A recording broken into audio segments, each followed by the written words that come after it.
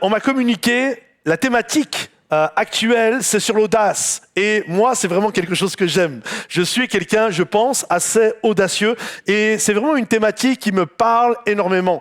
Et souvent, avec l'audace, j'ai remarqué qu'il y a toujours quelque chose qui vient se lier, se greffer à l'audace. Celle que lorsque je prends la décision de faire quelque chose, je ne sais pas ce qu'il va y avoir derrière, mais je prends la décision de faire confiance à Dieu. Et je réalise, et quand je considère ma vie et que je regarde différents épisodes de ma propre existence, je m'aperçois que la plupart des choses qui ont été belles dans ma vie, des choses que j'ai aimées, des choses qui m'ont amené à vivre des aventures extraordinaires avec Dieu, ça a toujours été des moments où je ne savais pas ce qui allait arriver. C'était toujours des saisons où je ne savais pas, mais j'ai décidé, même si je ne savais pas vraiment ce qui allait arriver, j'ai décidé de faire confiance à Dieu. Et derrière le « je ne sais pas, mais je te fais confiance », en règle générale, il y a des aventures extraordinaires au niveau de la foi que vous allez vivre. Je me souviens, une de mes plus belles aventures, lorsque je suis tombé amoureux de celle qui est devenue mon épouse, Rose. Et je me souviens, j'étais là, je voulais l'inviter. Puis mon épouse, des moments, il y a des personnes, gars ou filles, peu importe, quand ils aiment bien quelqu'un, ça se voit, tu vois, ils le montrent. Et il y a des gens beaucoup plus timides. Mon épouse est plutôt du type timide. Elle ne montrait pas vraiment. Et donc j'étais là, est-ce que je lui plais? Est-ce que je lui plais pas? Et je me posais toutes sortes de questions. Mon cœur battait vite. Et un jour, je dis, je vais appeler, je vais lui téléphoner, je vais lui proposer un date, je vais lui proposer un rendez-vous, puis on va voir. Et là, je lui téléphone, j'avais prié, j'avais quand même jeûné une semaine avant. Je crois que quand tu jeûnes pendant une semaine, Dieu te doit te donner le date, tu vois. Et là, je téléphone et donc voilà, Rose, etc. Et là, mon cœur battait vite. Et est-ce qu'elle va... Je ne savais pas si elle allait être OK ou pas. Et là, par la grâce de Dieu, elle a dit OK, on se voit. Et ça a été le début de notre aventure. Et aujourd'hui, ça fait 29 ans que nous sommes mariés. Nous avons 3 enfants et nous servons le Seigneur. Mais mon point est le suivant.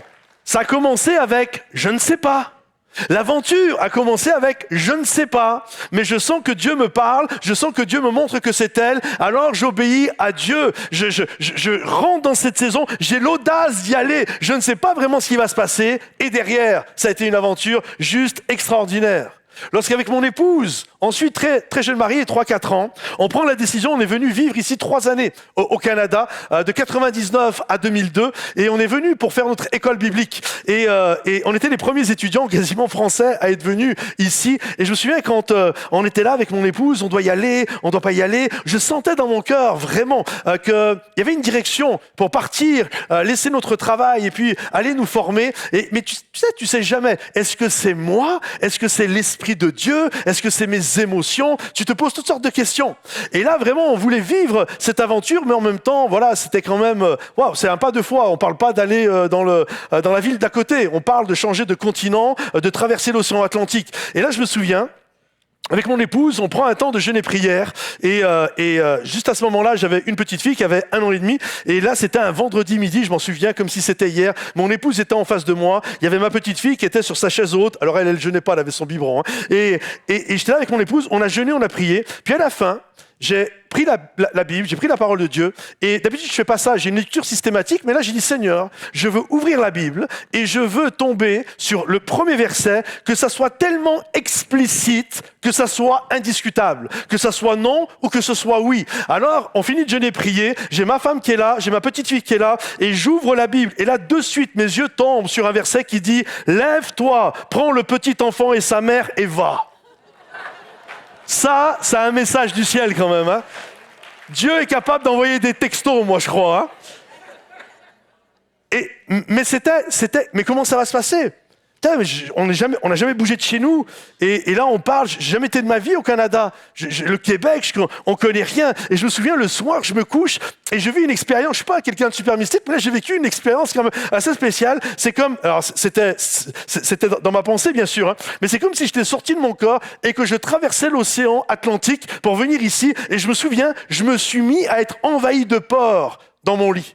Je commençais à waouh, tu sais, il y a le moment de la joie, ouais, on fait ça, on a une parole de Dieu, c'est excitant. Pour un peu qu'on ait plusieurs amis, on s'est un peu excité le cerveau, c'est juste génial. Mais après, quand il faut le faire, c'est là où on commence à avoir quelques craintes. Et là, c'était Seigneur, et j'ai eu toutes ces craintes-là, et le Seigneur a mis une paix dans mon cœur. Et d'être venu au Canada pendant 3 ans, ça fait partie des 3 plus belles années de ma vie. C'est là où j'ai rencontré Dan et Alice, avec qui on fait du ministère aujourd'hui. J'ai rencontré des gens magnifiques que j'ai encore vus cette semaine. Il y a une beauté derrière le « je ne sais pas ». Je ne sais pas, Seigneur, mais je mets ma main dans ta main et je décide de te faire confiance parce que quand j'obéis à ta parole, même si je ne sais pas, mais que j'ai l'audace de la foi, j'ai l'audace d'avancer, je sais que même si je ne comprends pas tout, Seigneur, tes bons plans sont toujours parfaits, tes promesses sont oui et amen, et Dieu t'amène toujours à vivre la plus belle des aventures avec lui par sa grâce. Il y a une beauté derrière le « je ne sais pas ». Et il y a plusieurs ici, vous vivez une saison de « je ne sais pas ». Mais il y a un appel à avoir l'audace d'avancer. C'est pareil, la première fois que j'ai prêché, je me souviens, la première fois que j'ai prêché, les gens ne le voyaient pas, j'arrivais quand même un peu à garder mes émotions, mais au-dedans de moi, c'était un volcan. Hein. C'était un volcan. Et je me souviens, vous savez, une des particularités quand tu stresses, c'est que tu n'as plus de salive dans la bouche. Je ne sais pas si vous avez déjà vécu ça, et surtout quand tu prends la parole en public et que tu n'as pas l'habitude, tu commences à avoir la bouche sèche. Mais moi, mes amis, ma bouche, elle était tellement sèche que ma langue restait collée à mon palais.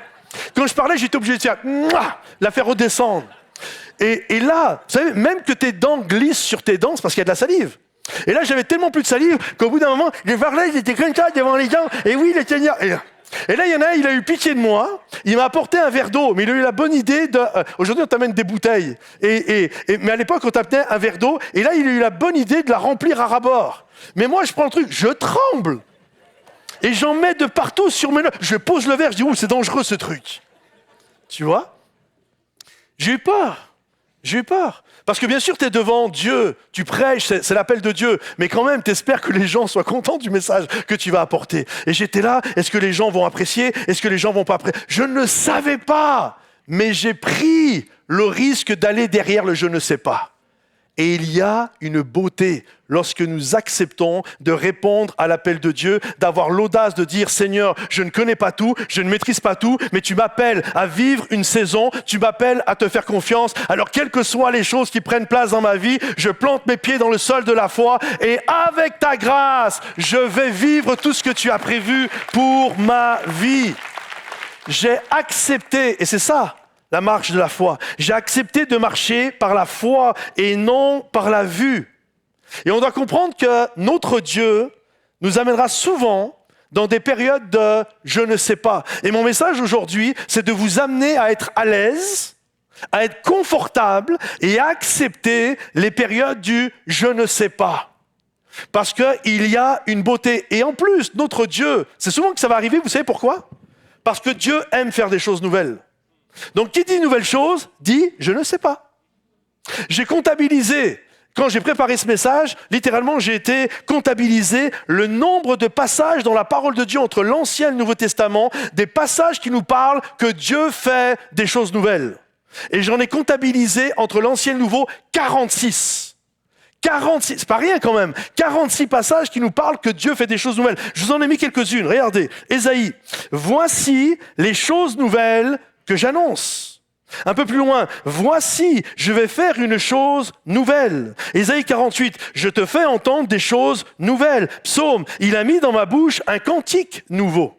Ésaïe, car je vais créer des nouveaux cieux et une nouvelle terre. Corinthiens, si quelqu'un est en Christ, il est une nouvelle créature. Matthieu 9, 17, on met du vin nouveau dans les outres neuves.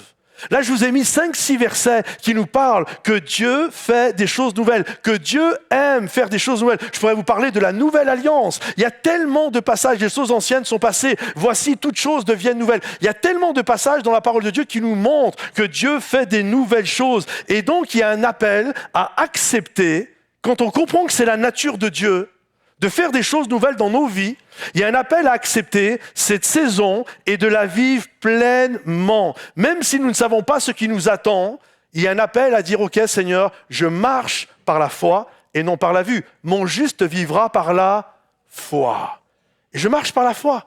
Je ne comprends pas tout, mais je te fais confiance. C'est le titre de mon message, l'audace d'avancer quand on ne sait pas.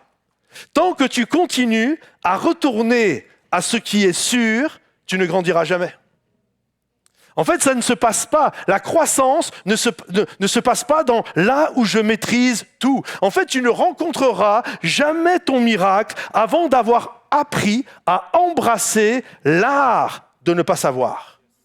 Je ne sais pas, mais j'ai appris avec cette réalité de je ne sais pas, mais je te fais confiance. Et la période du je ne sais pas, même si elle est douloureuse, elle est nécessaire pour notre croissance. Et c'est cette période-là qui sépare les enfants des adultes.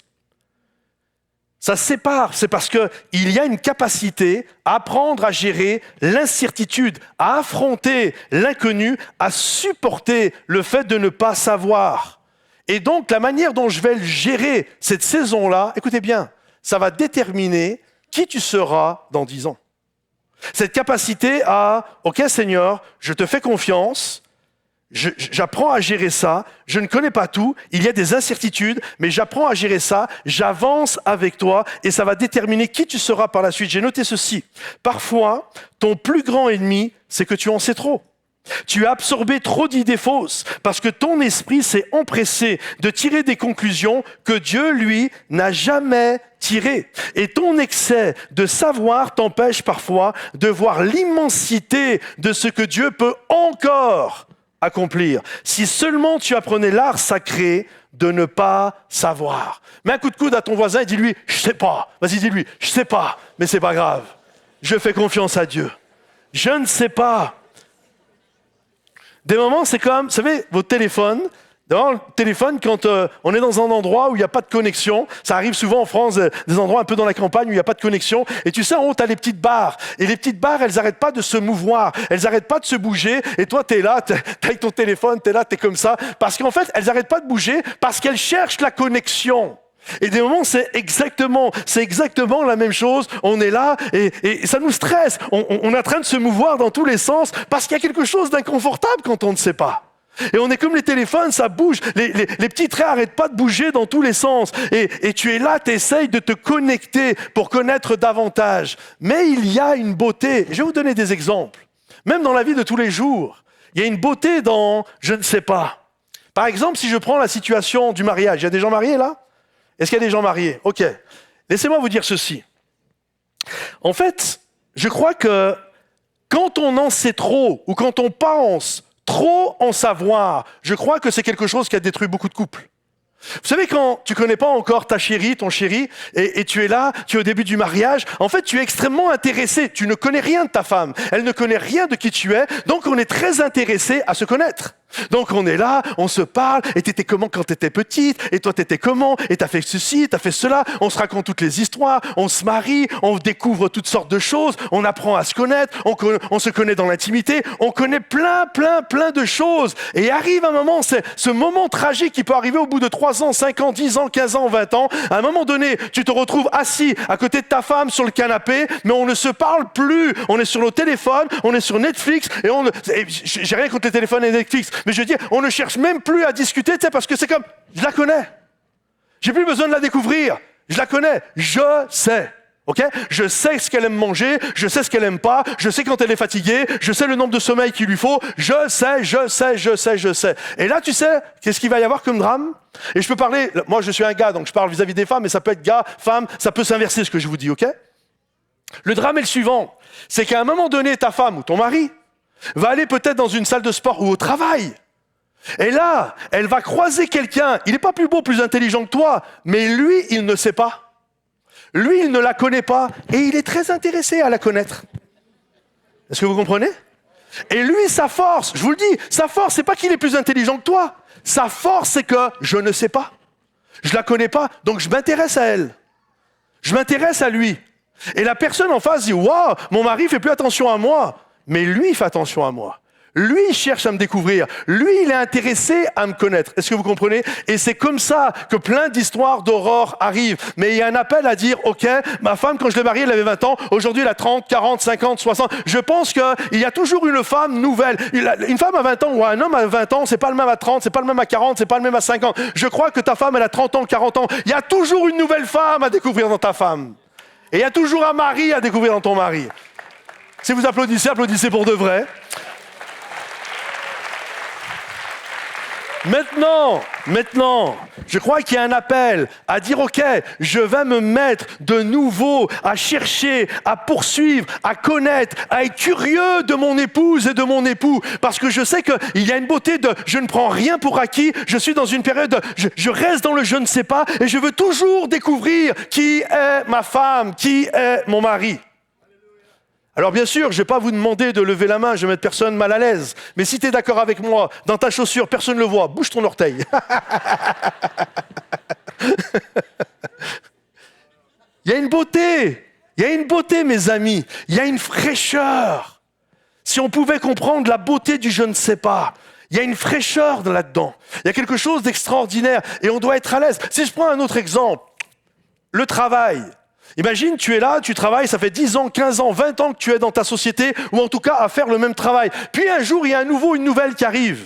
Et eux, ils sortent, ils ont appris des nouvelles technologies, des nouveaux logiciels, etc. Et là, ils arrivent dans ton lieu de travail et ils connaissent des choses que tu ne connais pas. Si tu es à l'aise avec le je ne sais pas, tu vas être curieux. Tu vas dire, waouh, quelqu'un qui peut m'apprendre de nouvelles choses. Et tu vas vouloir te coller à lui, tu vas vouloir te coller à elle. Vas-y, montre-moi c'est quoi ce logiciel. Vas-y, montre-moi comment tu fais. Je ne savais pas. Et c'est extraordinaire. Si tu es à l'aise avec le je ne sais pas, c'est comme ça que tu vas faire. Mais si tu n'es pas à l'aise, tu sais ce qui va se passer? Tu vas rester dans ton côté et en fait, ça va pas te plaire. Ça va même développer de la jalousie. Et tu vas commencer à critiquer. Ouais, pour qui se prend celui-là? Pour qu'elle se prend celle-là? Toujours à faire son malin. Tu vois? Et tu vas commencer à mal parler. Jusqu'à peut-être même l'embarrasser totalement au point qu'elle peut se faire virer de son boulot. Tout ça parce que tu n'étais pas à l'aise avec je ne sais pas. Il y a un appel. Ok, je ne sais pas, mais il y a une beauté, il y a une fraîcheur, il y a quelque chose qui va me rendre curieux. Et j'accepte cette saison-là parce que j'ai des nouvelles choses à apprendre. Et je crois que Jésus te dit aujourd'hui, sors de tout ce que tu avais l'habitude de faire, de tout ce qui te semblait normal, parce que j'ai des choses nouvelles à faire dans ta vie. Est-ce que tu es prêt à accepter la nouveauté de Dieu dans ta vie? Tous ceux qui sont prêts à accepter la nouveauté de Dieu dans leur vie, dites Amen et applaudissez bien fort le roi des rois. Le Seigneur te dit, ce matin, je suis sur le point de changer la donne pour quelqu'un dans cette salle. Mais il va falloir que tu acceptes que Dieu veut faire quelque chose de nouveau. Et quand Dieu fait quelque chose de nouveau, tu ne maîtrises rien. Et tu vas accepter. Et on va regarder un texte, j'aimerais finir la deuxième portion de ce message, avec un texte qui nous montre cette réalité extrêmement puissante. J'ai découvert, à travers tout ce texte, une phrase. J'avais lu ce texte 2000 fois, mais cette phrase, je ne l'avais jamais vue. Et la dernière fois que je l'ai lu, ça a percuté mon cœur. Et ce message est né de ce texte-là. C'est un message un texte qu'on trouve dans Marc, au chapitre 8. En fait, c'est une histoire extrêmement courte, mais elle nous enseigne l'art de ne pas savoir. Écoutez. La Bible dit ceci, Jésus avec les apôtres, ils se rendirent à Bethsaïda. Là, on amena à Jésus un aveugle et on le supplia de le toucher.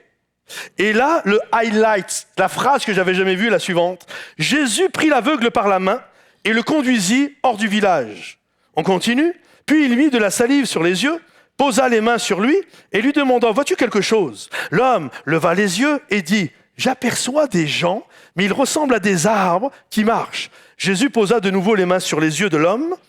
Alors sa vue fut rétablie. Il vit tout distinctement.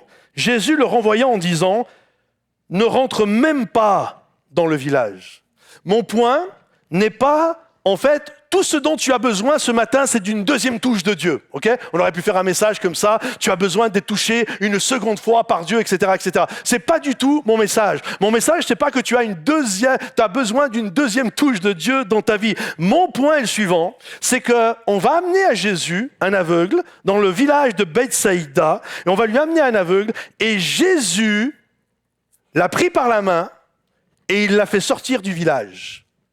Il le prend par la main et il l'amène en dehors du village. Vous devez comprendre, mes amis, vous devez comprendre une des choses majeures, c'est que les aveugles survivent grâce à la connaissance de leur environnement. Comprenez-vous? C'est parce qu'ils connaissent leur environnement qu'un aveugle est capable de vivre. Et certainement que cet aveugle-là, comme tous les autres aveugles, comme peut-être les aveugles, il doit y avoir des aveugles dans la ville de Granby, de Bromont, de Montréal, il y a des aveugles. Et en fait, tous les aveugles sont capables de vivre seuls. La majorité des aveugles sont capables de vivre seuls. Vous savez pourquoi? Parce qu'ils ont appris à maîtriser parfaitement leur environnement.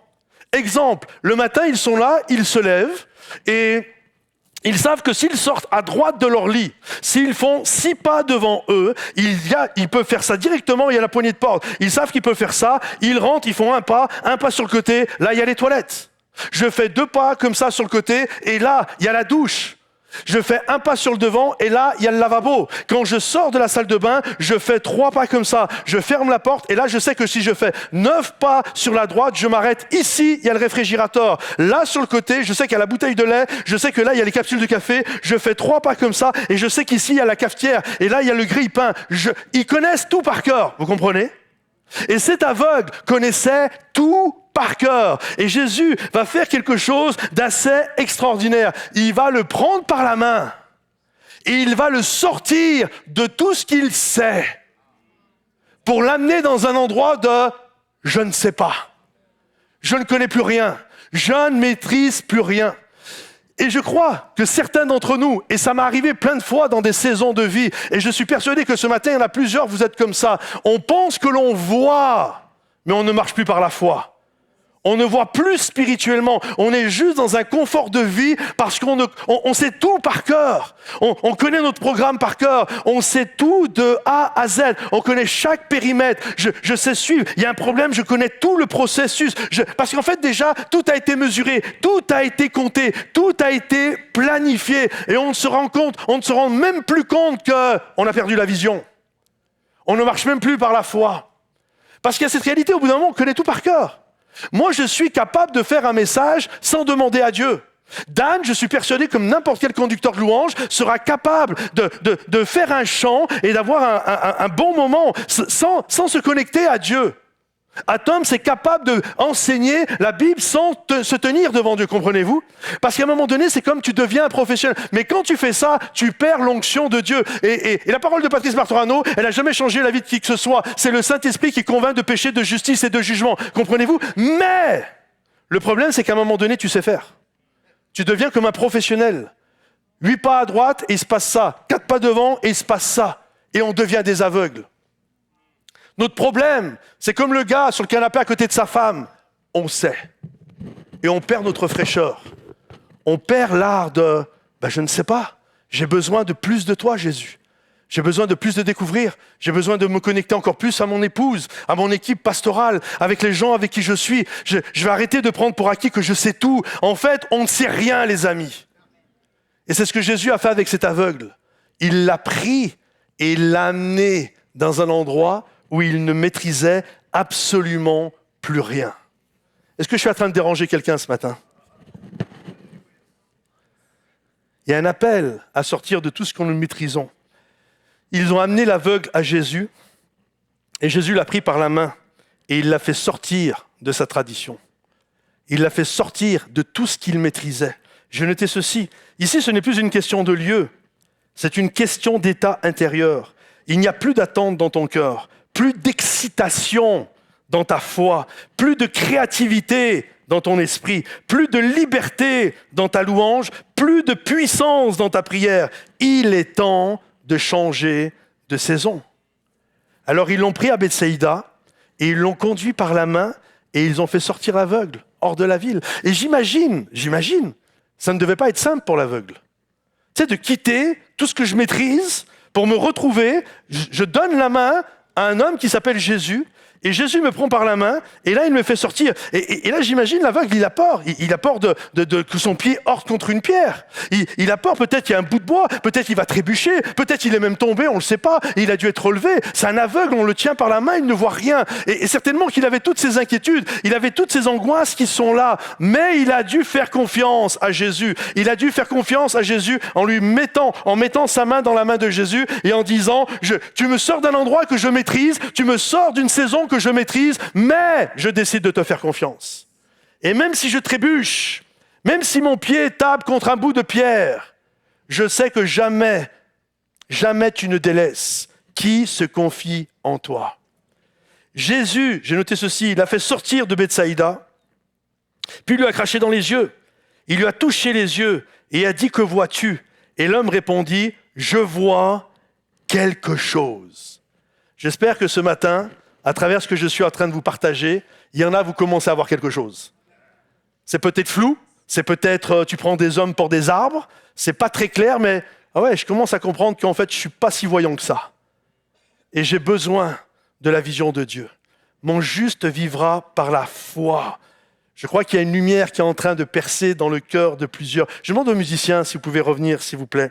J'ai noté ça. Peut-être que je peux faire quelque chose. Peut-être que je peux construire quelque chose. Je ne vois pas encore clairement, je n'ai pas toutes les réponses, je n'ai pas encore tout compris, mais je vois quelque chose. Je ne suis pas encore là dans ma vie, je ne suis pas encore là où je devrais être, mais je ne suis plus là où j'étais avant. Jésus l'a fait sortir, non pas pour le changer de lieu, mais pour l'amener dans une nouvelle dimension. Et je crois que dans ce lieu, et dans ma vie c'est pareil, je me prêche à moi le premier, je crois que parfois nous avons besoin de changer de dimension. Le miracle que Dieu veut faire ne se trouve jamais dans le familier, dans tout ce que je maîtrise. Pourquoi ? Parce que quand tu es dans le familier, tu n'as pas besoin de Jésus. Parce que tu es dans ce que tu maîtrises. En fait, tu as besoin de Jésus quand tu ne maîtrises plus rien. Écoutez bien, il est important de toujours se dire, même si je dois sortir de là où je suis, dans la saison dans laquelle je suis, même si c'est confortable, je préfère être inconfortable, mais avec Jésus, plutôt que d'être dans une saison confortable sans Jésus. Vous savez, quand Pierre, il est dans la barque, Pierre, la Bible nous dit, il est dans la barque, il est avec les 11 autres apôtres. Et Pierre est sorti de la barque. Et moi, la question que je peux me poser, c'est, mais pourquoi les 11 autres sont restés dans la barque ? Pourquoi ils sont restés dans la barque ? Je pense que la raison, elle est simple. Quand tu es dans une mer, dans un lac, le lac de Galilée, et qu'il y a une tempête, et que tu as la chance d'avoir un bateau, tu restes dans le bateau. Pourquoi ? Parce que tu places ta confiance dans le bateau. Comprenez-vous ? Tu places toujours ta confiance dans ce qui te rassure. Eux, ce qui les rassurait, c'était le bateau. Vous savez pourquoi Pierre est sorti de la barque ? Parce que ce n'était pas le bateau qui le rassurait, c'était Jésus. Et je préfère être hors de la barque, mais avec Jésus, plutôt que d'être dans une barque sans Jésus. Comprenez-vous ? Je préfère être dans un endroit où je ne sais pas. Mais j'ai donné ma main à Jésus comme cet aveugle. J'ai donné ma main à Jésus et je marche et je le suis. Je ne maîtrise pas, je ne connais pas, mais je préfère être avec Jésus plutôt que d'être dans un endroit où je connais tout, centimètre par centimètre, mais où Jésus n'est pas. Je veux être avec Jésus.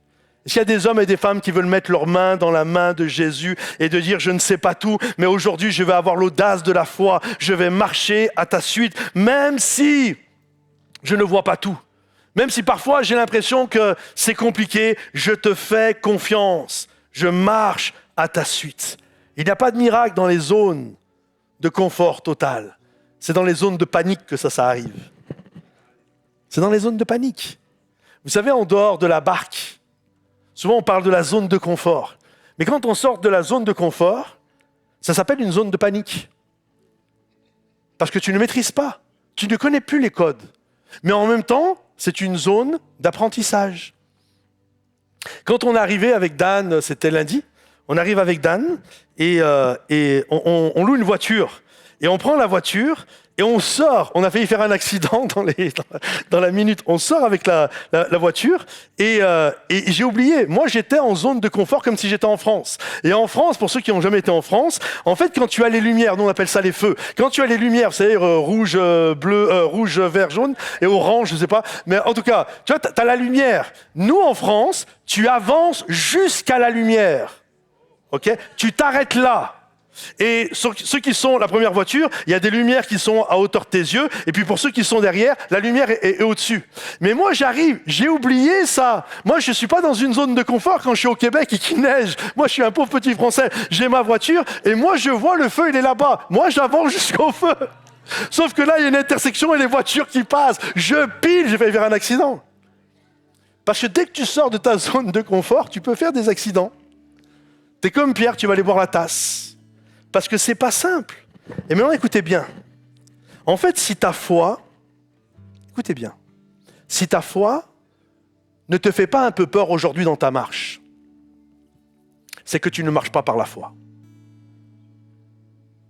Parce que celui qui marche par la foi, il a toujours des petites peurs. Il sait pas.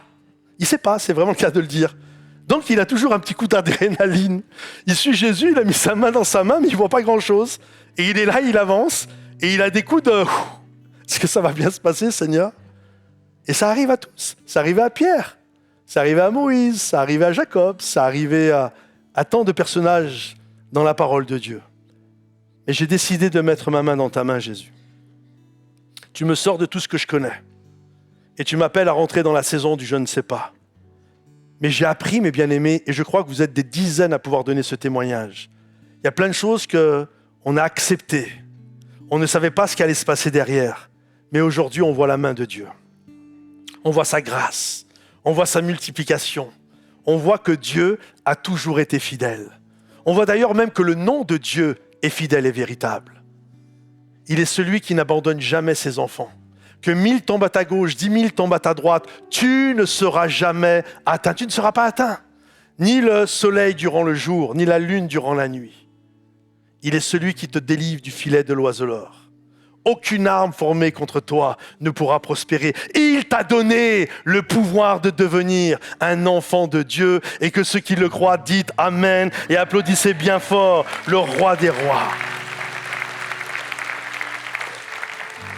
C'est pour ça que Dieu t'a amené ici ce matin, pour te conduire à un renouveau. Il veut littéralement t'aider à sortir de ta routine intérieure, pour t'amener dans la fraîcheur du je ne sais pas, mais je vais être à l'aise avec ça. Je vais m'accrocher à lui et je vais découvrir tout ce que Dieu a prévu pour moi. Tes problèmes, mon ami, c'est pas tes yeux, c'est ta zone de confort. Dieu t'attend dans un endroit où tu contrôles plus rien. Parce que quand tu contrôles plus rien, tu es obligé de t'en remettre à sa grâce et à te dire je te fais confiance. C'est là que naissent les miracles. Il y a un appel, mon bien-aimé. Il y a un appel à sortir de Bethsaïda. Est-ce qu'il y en a qui sont OK pour sortir de Bethsaïda? Est-ce qu'il y a des hommes et des femmes qui sont OK pour dire « Je donne ma main à Jésus. Je ne maîtrise pas tout ce matin, mais je mets ma main dans les mains de Jésus et je prends la décision de continuer la marche et de le suivre. Je ne sais pas tout, mais aujourd'hui, je vais avoir l'audace de rentrer dans une nouvelle saison parce que je sais que Dieu m'y attend et parce que je sais que les bontés de l'Éternel se renouvellent chaque matin. Elles ne sont pas arrivées à leur terme. Voici le jour que l'Éternel a créé. Qu'il soit pour nous un sujet de joie. Alors, est-ce qu'il y a des hommes et des femmes qui vont dire « Je vais sortir de Bethsaïda ce matin ». Si c'est ton désir, juste là où tu es, commence à te lever. On va prendre un temps, on va louer, on va adorer Dieu. On va dire « Seigneur, je mets ma main dans ta main. » Et j'accepte, Seigneur mon Dieu, j'accepte. Je ne sais pas tout, je ne comprends pas tout, Seigneur. Je suis comme cet aveugle. Mais tu me dis, donne-moi la main. Alors je te donne ma main, Seigneur. Tu es en train de marcher sur l'eau et tu me dis, sors de la barque. Je ne comprends pas tout, j'ai jamais fait ça. Je ne maîtrise pas, mais je décide de te faire confiance. J'ai peur, Seigneur. Je m'inquiète parfois, Seigneur, mais je préfère être hors de la barque avec toi que dans une barque sans toi, Jésus. Alléluia. Alléluia. Avec Dan et l'équipe, J'aimerais qu'on puisse chanter ce chant qui nous invite à lui faire confiance, à aller là où nos pas n'ont jamais été. Alléluia. J'aimerais qu'on puisse prier le Saint-Esprit, le chanter et le déclarer. Alléluia, Jésus.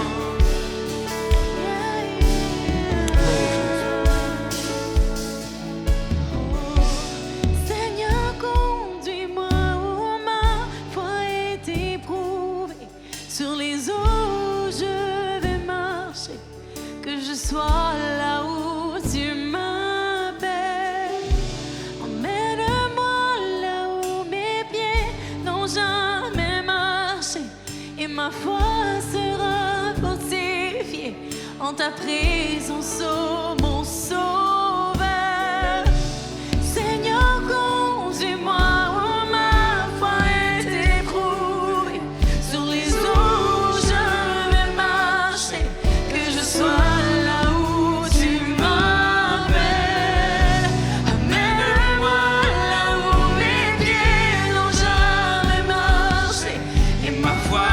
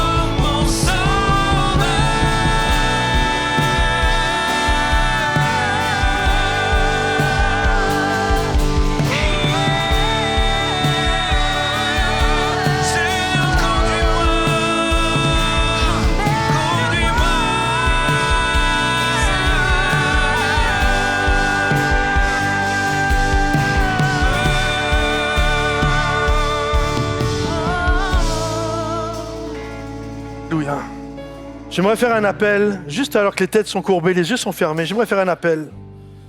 J'aimerais faire plusieurs appels.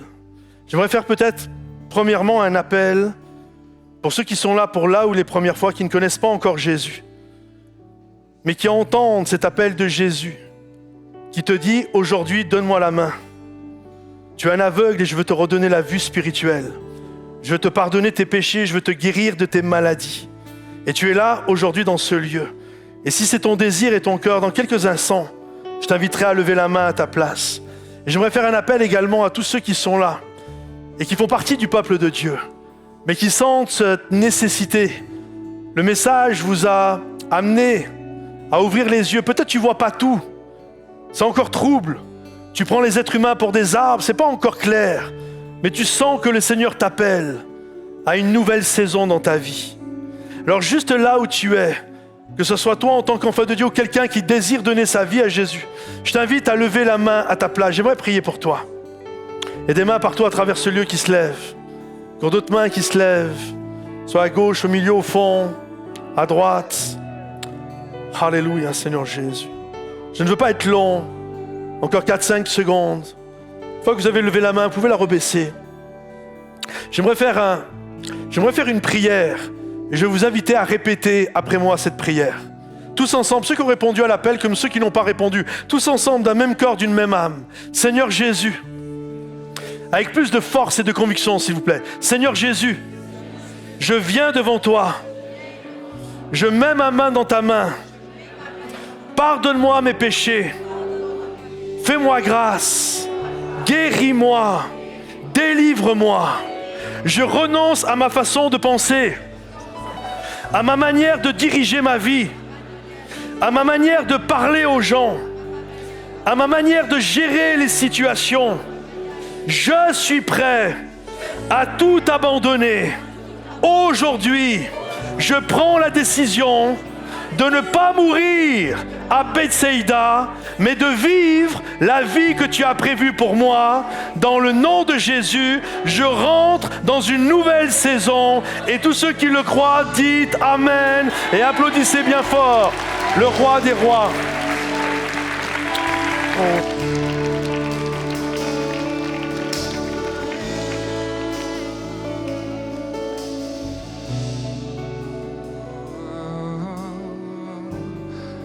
qu'on pourrait chanter ensemble? Seigneur, conduis-moi.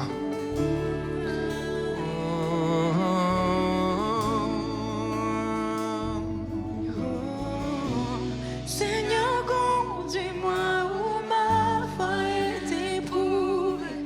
Sur les eaux, je vais marcher. Que je sois là où tu m'appelles. Emmène-moi là où mes pieds n'ont jamais marché. Et ma foi sera fortifiée en ta présence, oh mon sauveur. Seigneur, conduis-moi où ma foi est éprouvée. Conduis-moi, Sur les eaux, Seigneur. je vais marcher. Que je sois là où tu m'appelles. Emmène-moi là où mes pieds n'ont jamais marché. Et ma foi sera fortifiée en ta présence, oh mon sauveur. Seigneur, conduis-moi où ma foi est éprouvée. Sur les eaux, je vais marcher. Que je sois là où tu m'appelles. Emmène-moi là où mes pieds n'ont jamais marché. Et ma foi sera fortifiée dans ta présence, oh mon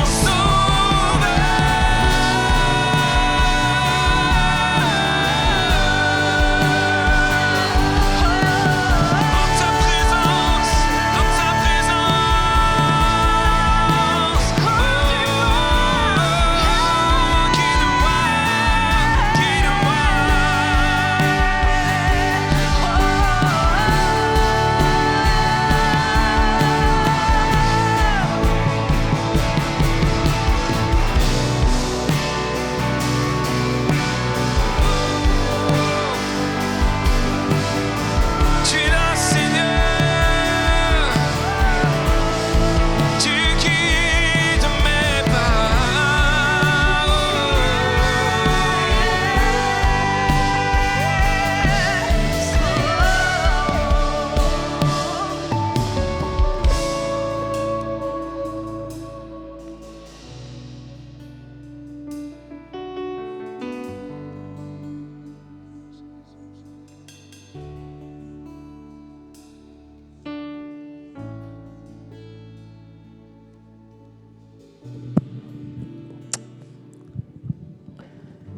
Oh, gloire au Seigneur. Merci Seigneur pour ce matin. Merci pour ce message qui vient au bon moment. Combien il est bon de ne rien savoir. Ce matin, nous embrassons le bonheur d'être ignorants.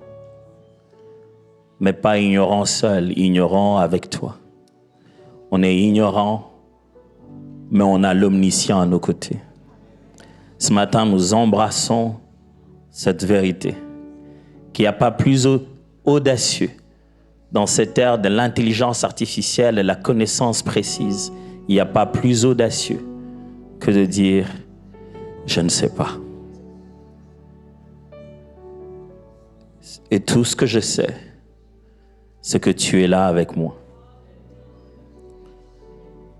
Tout à l'heure, lorsqu'on va reprendre le dernier chant, tout à l'heure, avant de sortir du temple, que j'avais fait la prière, je me demandais à tous ceux qui avaient levé la main lors de le premier appel qu'a fait l'homme de Dieu, et que c'était votre première fois aujourd'hui de prendre la décision de donner votre vie à Jésus. Je voudrais qu'à ce moment-là, s'il vous plaît, prenez ce que vous avez, avancez ici en bas. Je serai avec Sam, je serai avec Aurélie. On sera ici en train de vous attendre pour que nous puissions avancer avec vous dans une direction nouvelle. Qu'est-ce qu'on va faire ensemble quand vous allez descendre? On ne sait pas. Mais on aimerait vous conduire dans ce je ne sais pas. Ensemble. Voyager avec vous. En descendant, qu'est-ce qu'ils vont me dire de plus? Ça serait votre meilleure expression de ce je ne sais pas. Mais vous avez pris cette décision ce matin. Tout à l'heure, lorsque l'homme de Dieu en a parlé et qu'il a dit, celui qui veut donner sa vie à Jésus, qui lève sa main, vous l'avez levée et quand vous l'avez baissée, vous savez que cette décision était importante. Et tout à l'heure, on va vous conduire dans la suite de cette décision. On sera juste ici devant, en train de vous attendre. et on partira dehors ensemble pour pouvoir parler encore mieux de tout ce que le Seigneur a commencé à faire. Mais ce culte d'aujourd'hui était certainement pour quelqu'un. Quelqu'un s'est-il senti concerné ce matin? Oui, le culte d'aujourd'hui était exactement pour quelqu'un. Moi, j'aimerais faire la prière qui va nous libérer de partir, mais je sais qu'on a encore à jouir énormément de ce ministère de louange qui est en train d'être exercé ici. Après que j'ai fait cette prière, vous êtes libres, le culte, comme vous le pensez, est terminé. On va juste entrer dans notre je ne sais pas. Je vais prier, Père, merci aujourd'hui pour ce matin juste différent.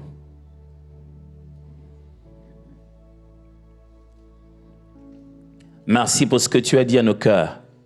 On s'est retrouvés. On s'est senti ciblés, attendus. Dieu, tu t'étais préparé pour nous rencontrer aujourd'hui. Tu savais que l'on viendrait et tu savais qu'il fallait qu'on entende ça aujourd'hui. Et nous ne voulons pas sortir d'ici en faisant comme si rien ne s'était passé. Quelque chose s'est passé dans notre vision de la vie. Quelque chose s'est passé dans notre façon de voir le lendemain. Quelque chose s'est passé par rapport à nos attentes. On voulait tout savoir. Or, tu veux juste que nous puissions marcher avec toi et se dire, je ne sais pas, mais je lui prends la main et je marche avec lui. Ce matin, nous sortons d'ici avec la joie d'être aveugles parce que nous marchons avec celui qui voit. Et bientôt, il va nous faire voir. Seigneur, je prie que cette audace du je ne sais pas entre dans le cœur de chacun, dans tous les domaines, financiers, matériels, émotionnels, dans tous les domaines, que nous te fassions confiance audacieusement. Seigneur, que nous te fassions confiance, même quand tous les paramètres ne sont pas réunis. T'avoir toi nous suffit. Savoir que tu es là nous rassure. Nous voulons marcher avec toi jusque de l'autre côté, selon que tu nous conduiras. Nous bénissons cette semaine qui commence. Elle sera remplie de témoignages. Témoignages de ceux qui ont fait confiance en Jésus sans savoir où les amener. Père, au bout, de l'autre côté, lorsque nous aurons traversé, nous rirons de notre ignorance, mais nous bénirons ta toute-puissance et ta sagesse infiniment variée. Nous rirons de nos temps de peur où nous avons hésité de nous mettre réellement en action et nous bénirons ta sagesse qui anticipe tout et qui sait tout. Quelle joie de t'avoir pour Dieu. Nous finissons ce culte, Seigneur, en acclamant très fort parce que nous savons que les genres de choses que tu as prévu de faire pour nous s'accompliront et s'accompliront certainement au nom puissant de Jésus. Amen. Alléluia. On va terminer par Tu es la lumière. Ce chant, on a commencé tout à l'heure.